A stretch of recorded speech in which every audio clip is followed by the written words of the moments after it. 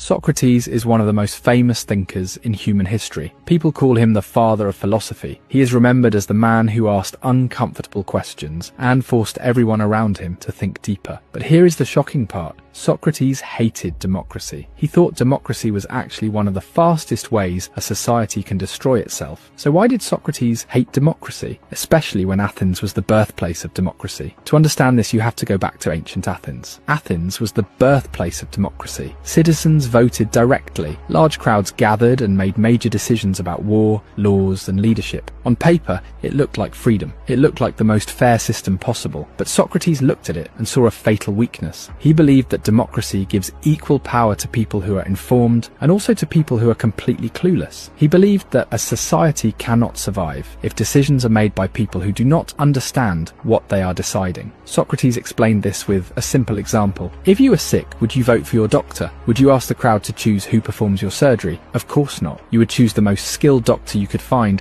because you know your life depends on expertise. So Socrates asked a terrifying question. If we trust experts for medicine, why do we not trust experts for politics? Why do we let a crowd choose who runs the entire country, even if most of them don't understand anything about economics, war, laws, or leadership? To Socrates, this wasn't wisdom. This was gambling. He believed democracy turns leadership into a popularity contest. The person who wins is not always the smartest, not always the most qualified, but the one who can entertain people, the one who can manipulate emotions, the one who can tell the crowd what they want to hear. So Socrates basically believed that democracy rewards the best salesman, not the best leader. He also believed democracy has another weakness. He believed democracy naturally creates division and chaos. Different groups demand different things. People fight over power. Society becomes noisy and unstable. Over time, citizens become exhausted from constant conflict. And when people become exhausted, they stop wanting freedom. They start wanting stability. They start wanting someone to take control and fix everything. This is where Socrates believed democracy ends. He believed democracy often leads to tyranny. He believed that when a society becomes chaotic, a strong man eventually rises. That strong man promises order. He promises safety. He promises to punish enemies. He promises to make the country great again. And slowly, the same people who once celebrated democracy start supporting dictatorship. Socrates did not say this as a theory. He watched it happening in his own lifetime. And the most tragic part is that Socrates himself became a victim of democracy. He was put on trial by a jury of ordinary citizens. They were not philosophers. They were not trained judges. They were not experts. They were simply a crowd. And that crowd voted to execute him. So in the end, democracy proved Socrates' point in the most brutal way possible. Socrates did not hate freedom. He hated the idea that truth can be decided by majority vote. He believed that leadership is not something you choose like a singer in a talent show. He believed that if a society gives power to ignorance, ignorance will eventually destroy that society.